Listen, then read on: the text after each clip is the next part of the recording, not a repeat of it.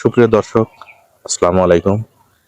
আপুর গত পর্বে আমরা বলেছিলাম যে ভাইয়াকে আপুর স্বামীকে বাইরে পাঠানো অব্দি যে খরচ পর্যন্ত দিয়েছে সেই পর্যন্ত আমরা ভিডিওতে তুলে ধরেছিলাম। তো আজকে আমরা তার স্বামীকে বাইরে পাঠানোর পরবর্তীতে কি ঘটনা ঘটেছে তার সঙ্গে আমরা অবশ্যই আপুর মুখ থেকে শুনবো এবং জানবো। আসসালামু আলাইকুম আপু। ওয়ালাইকুম আসসালাম। তো আমরা দ্বিতীয় পাঠে আপনার সেই আপনি যে আপনার স্বামীকে যে প্রবাসে পাঠালেন খরচ কাটবে করে, তার পরবর্তীতে আপনার কি আপনার তার সঙ্গে কিভাবে যোগাযোগ বা বিচ্ছিন্ন হলো, কি হলো, এগুলো টোটাল আমাদের দর্শকদের তুলে ধর শোনাবেন।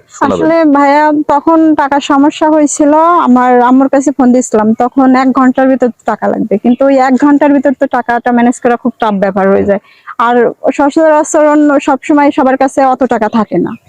তখন আমি আমার বাড়িতে ফোন দিলাম, ফোন দেওয়ার পরে আমার মার কাছে ফোন দিলাম, আমার মা আবার আমার আব্বুর কাছে বললো, আমার আব্বু আবার বললো যে এত টাকা দেবো।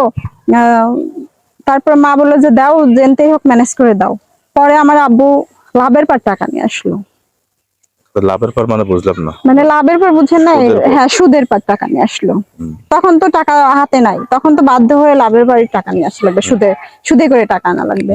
তখন সুদে করে টাকা নিয়ে আসে, সেই 1 ঘন্টার ভিতর পরে আমার সেই টাকা বিকাশে পাঠায় দিয়ে পরে তার টিকিট কেটে দেওয়া হলো। সে চলে গেল। সে ভালো সুস্থ ভাবে তার যা যা মার্কেট করা লাগে, কেনাকাটা সব এভরিথিং করে দিয়ে সে চলে গেল। যাওয়ার পরে সে বললো যে 1 মাস পরে আমি টাকা পাঠাই দিবানে। পরে আমার আমার যে যে হাতের ফোনটা আছে না, এটাও কিন্তু পুরাতন ফোন। আমার আব্বু যে একটা নতুন ফোন কিনে দিছিল, সেটা পর্যন্ত সে নিয়ে গেছে। আর সে আমার পুরাতন ফোন দিয়ে গেছে, ফোনে চার্জ থাকে না। তারপর আমি ভাবছিলাম যে হ্যাঁ, সে যাচ্ছে ইনকাম করলে আর পরে নতুন ফোন একটা কিনে নেবো। কিন্তু সে কি করলো, সে যাওয়ার পরে আমার 4-5 দিন মতো আমার সাথে ভালো করে কথা বলছে। কথা বলার পরে আমার সাথে সে আর কথা বলে না। আমি ফোন দিলে সে ব্যস্ত, আমার সাথে সে ভালো করে কথা বলে না, ই করে না, সময় দেয় না আমার। পরে লাস্ট পর্যায়ে আমারে বলে যে তোরে আমি বিয়ে করছি জাস্ট এনজয় করার জন্য। এটা একটা কথা হলো? একটা ছেলে কি করে বিয়ে করে তার বউর সাথে এনজয় করার জন্য? একটা মেয়ের জীবন এইভাবে নষ্ট করার কোনো দরকার ছিল? ডাইরেক্টলি ফোনে কথা বলে? হ্যাঁ, ডাইরেক্টলি ফোনে আমার বলে যে তোর সাথে আমি জাস্ট বিয়ে করেছি, তোর এনজয় করে। তাহলে আমি বললাম যে ভাই, তুই তাহলে আমার বিয়ে করার কি দরকার ছিল? আসলে আপনার একটা কথা আছে যে আসলে যার ভিতরে যে ঈমান ধরে রাখতে পারে না, সে মানুষ রূপে একজন সুন্দর প্রকৃতির শয়তান। ঠিক আছে, সে মানুষ চেহারা নিচে, আমি চাই না যে আমি শয়তান প্রকৃতির ব্যবহার আপনার সঙ্গে করছে। হ্যাঁ, এত দূর থেকে আপনার কাছে আসছি, কারণ এই কারণে আপনার ভিডিওগুলো আমার দেখি ভালো লাগছে, এই জন্য আপনার কাছে আসছে। আর এইগুলো মানুষের জানার দরকার আছে, কারণ আমার সাথে যেরকম একটা ছেলে করছে, এরকম হাজারো মেয়ের সাথে করতে পারে। ও আছে, আরো কত কত ছেলে আছে এরকম করতেই পারে, ও করতে পারে আরেকটা মেয়ের সাথে এরকম। আপনার যে যে স্বামীটার নাম কি? নাসির খান। আর ওনার দেশের বাড়ি কোথায়? দেশের বাড়ি আপনার জেলা পাবনা। পাবনাতে? হ্যাঁ জি। পাবনা কোথায়? পাবনা সুজানগর থানা, গ্রাম ভবানীপুর। সুজানগর থানা, ভবানীপুর। হ্যাঁ।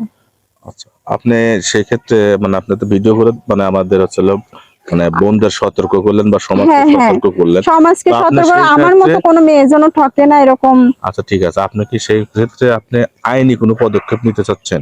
হ্যাঁ, আইনি তো পদক্ষেপ নেবই, কারণ আমি ভাবছি এয়ারপোর্টে ওর নামে ওই পাসপোর্টের উপর মামলা দিয়ে রাখবো।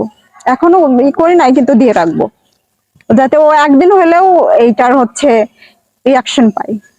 100% আপনার সাথে যে যে আচরণটা করছে, যে খারাপ ইয়েটা করছে, একটা মেয়ের সঙ্গে এরকম করলে সেই মেয়েটাই জানা যায় কতটা অসহায়ত্ব জীবনযাপন করে। এখন আপনার পরিবারের সাথে আপনি যে বিয়ে শাদী করলেন, টাকা পয়সা পাঠান, তাকে বাইরে পাঠাতে টাকা পয়সা অনেক খরচ করে সুদে টাকা নিল, এখন আপনার পরিবারের সাথে কি রকম সম্পর্ক? আমার পরিবারের সাথে এখন ভালো সম্পর্ক নেই। তো আমি এখন বাড়ি ছাড়া, আমার আত্মীয় স্বজন আমার এখন অপছন্দ করতেছে সবাই আমার, এখন আমি সবার কাছে খারাপ।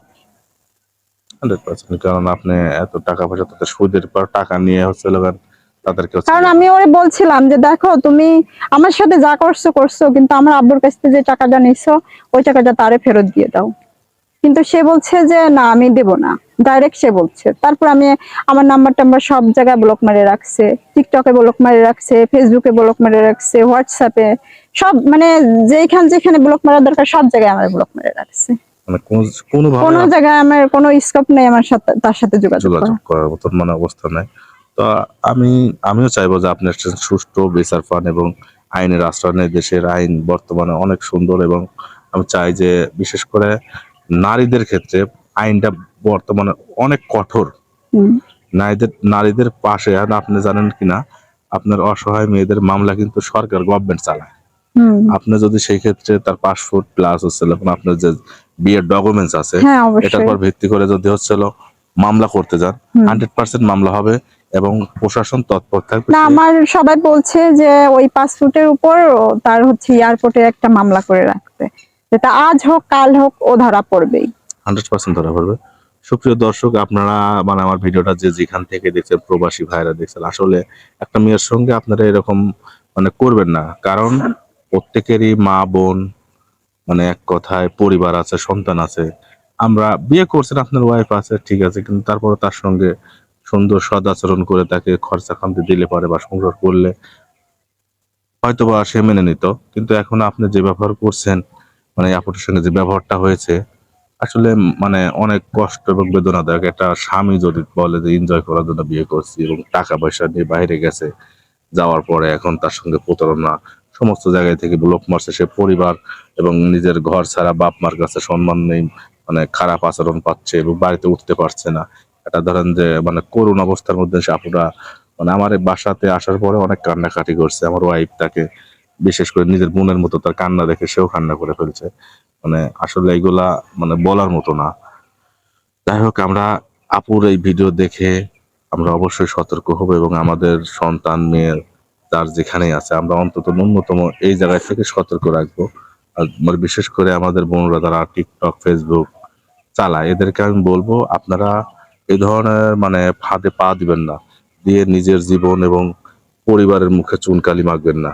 তো সুপ্রিয় দর্শক, অনেক কথা বললাম, কথার মধ্যে যদি ভুল ত্রুটি হয়ে থাকে অবশ্যই ক্ষমার দৃষ্টিতে দেখবেন। আর সবাই ভালো থাকবেন, সুস্থ থাকবেন। আপুটার জন্য দোয়া করবেন। আপুটা যেহেতু মামলা করতে চাচ্ছে, ইনশাল্লাহ সে যেন তার মামলা একটা সুফল পায়, ইনশাল্লাহ দোয়া করবেন। সবাই ভালো থাকবেন। আসসালামু আলাইকুম।